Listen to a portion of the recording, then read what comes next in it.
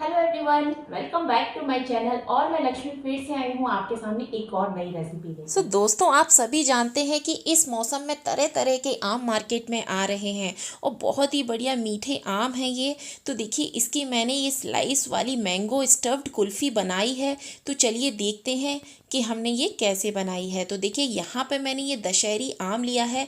बारिश का मौसम है और उसमें ये जो दशहरी आम है बहुत ही बढ़िया आता है, बहुत ही मीठा। वैसे तो आप कोई भी आम ले सकते हैं जो भी आपका पसंद का हो, बस वो मीठा होना चाहिए। तो देखिए, ऊपर से नाइफ की हेल्प से आप चारों तरफ से इसको कट कर लीजिए, जिससे ये चारों तरफ से गुठली से हट जाए।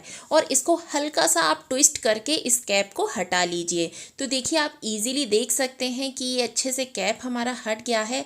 अब लिया है मैंने एक पतला सा नाइफ। जी हाँ, एक शार्प और एक पतला नाइफ ले लीजिए और हल्के हल्के हाथों से इसको गुठली से आम को अलग कर लीजिए। और इस तरीके से अंदर डालिए, गुठली को बिल्कुल टच करते हुए, और चारों तरफ से इसको अलग कर लीजिए, जिससे जब हम इस गुठली को निकालेंगे तो ये इजीली निकल जाएगी। बहुत ज़्यादा आप इसको प्रेस मत करिएगा, वरना जो ये चाकू है आर पार हो जाएगा। तो देखिए, ये अच्छे से हो गया है। अब ये सबकी किचन में ये जो संसी आती है वो होगी, तो उससे पकड़ के इसको हल्का सा ट्विस्ट करिए, लेफ्ट और राइट हल्का सा, और बहुत ही ईजी तरीके से ये गुठली इसमें से निकल जाएगी। तो देखिए, यहाँ पे ये गुठली अच्छे से निकल गई है।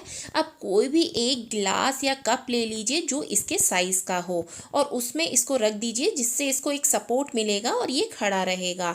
अब यहाँ पे ये जो गुठली है, इसका हम जो पल्प है उसको वेस्ट नहीं करेंगे। जो भी एक्स्ट्रा पल्प है इसमें से निकाल के इस आम के अंदर डाल दीजिए, और इससे बहुत ही बढ़िया आइसक्रीम बन के तैयार होती है। जब आपके घर कोई भी गेस्ट आए या आपके बच्चे, और इसका जो फ्लेवर है वो नेचुरल फ्लेवर है, और इसके साथ हम दूध का यूज़ करेंगे, तो कोई भी ऐसी चीज़ नहीं है जो आपके बच्चों को नुकसान करे। और मार्केट में तरह तरह की आइसक्रीम आती हैं जो फ्लेवर्ड रहती हैं, जो बच्चों के लिए नुकसानदायक होती हैं। तो इस तरीके से देखिए, ये सारे आम मैंने तैयार कर लिए हैं, और हल्के हाथों से इस गुठली को इसमें से अलग कर लीजिए, जिससे ये गुठली है आसानी से निकल जाए। तो यहाँ पे दोस्तों, मैंने दशहरी आम का यूज़ किया है।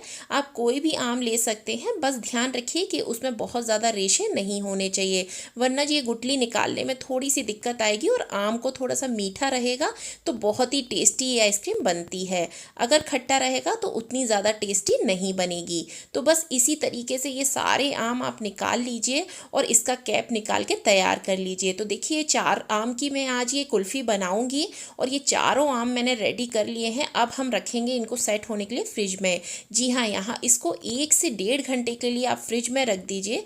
फ्रीज़र में रखना है, सॉरी, फ्रिज में नहीं, फ्रीज़र में रखना है। और यहाँ पे -22 डिग्री पर मैंने इसको सेट कर दिया है, बहुत ही ज़्यादा ठंडा। और इसको हम सेट करने के लिए रख देते हैं। अब हम इस के लिए बनाएंगे स्टफिंग।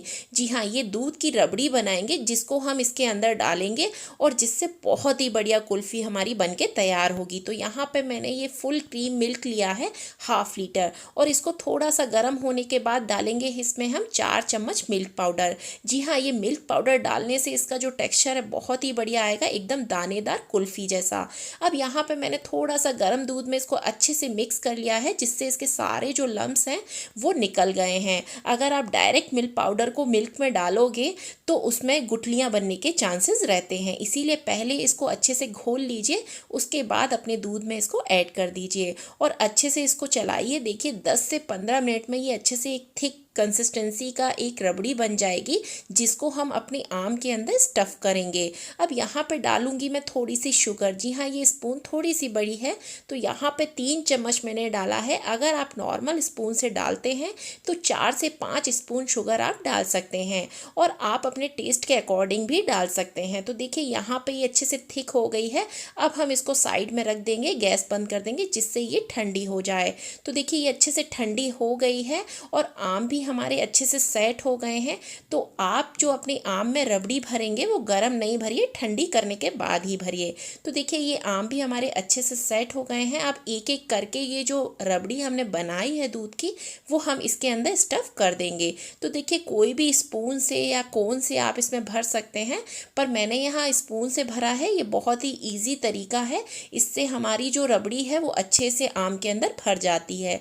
और धीरे धीरे करके आप इसको पूरा भर लीजिए, बस यहाँ पे इतना सा ध्यान रखिएगा कि आपको इसको बहुत ज़्यादा ओवर नहीं भरना, हल्का सा आपको इसको खाली रखना है। मैं आगे बताऊंगी अगर आप इसको पूरा भर देंगे, ज़्यादा भर देंगे तो इसमें क्या दिक्कत आ सकती है। तो इस तरीके से एक एक करके मैंने ये सारे आमों में ये रबड़ी भर दी है और यकीन मानिए फ्रेंड्स ये इतनी टेस्टी लगती है और इतनी डिफरेंट लगती है कि आप इसको किसी को भी सर्व करेंगे, कोई भी गेस्ट, कोई भी फ्रेंड, तो यकीनन वो आपकी इस आइसक्रीम से खुश हो जाएगा। और टेस्ट भी इसका इतना लाजवाब होता है, एकदम फ्रेश और एकदम नेचुरल। कोई भी इसमें ऐसी चीज़ नहीं है जो नुकसान करने वाली हो या जिसका कोई भी साइड इफ़ेक्ट हो। तो देखिए इस तरीके से मैंने ये सारे आम अच्छे से फिल कर लिए हैं। अब इन आमों को रख देंगे हम फ्रीज़र में 8 से 10 घंटे के लिए मिनिमम आप इनको फ्रिज में रख दीजिए। और आप देख सकते हैं कि इसका कैप हल्का सा ऊपर उठ गया है। जी हाँ, यही बात मुझे आपको बतानी थी कि जब आप ओवरफ्लो कर देते हैं, हल्का सा ज़्यादा भर देते हैं, तो ये जो जमने के बाद थोड़ा सा ऊपर उठ जाता है। तो इसीलिए इसको थोड़ा सा खाली रखिए जिससे ये प्रॉपर इसमें जो है कैप है इसका लगा रहे। तो देखिए इस आम का जो कैप है वो प्रॉपर लगा है, इसमें हमने परफेक्ट भरा था और उसमें थोड़ा ज़्यादा भर गया था जिसकी वजह से वो ऊपर उड़ गई है और हल्की सी बाहर भी फैल जाती है। तो बस इसी बात का आप ध्यान रखिए। अब एक शार्प नाइफ ले लीजिए, बहुत ज़्यादा शार्प होना चाहिए, उससे धीरे धीरे करके इस आम को पील कर लीजिए। बहुत ही ठंडा था, यकीन मानिए फ्रेंड्स मेरे तो हाथ आप देख सकते हैं हल्के से नीले पड़ गए हैं।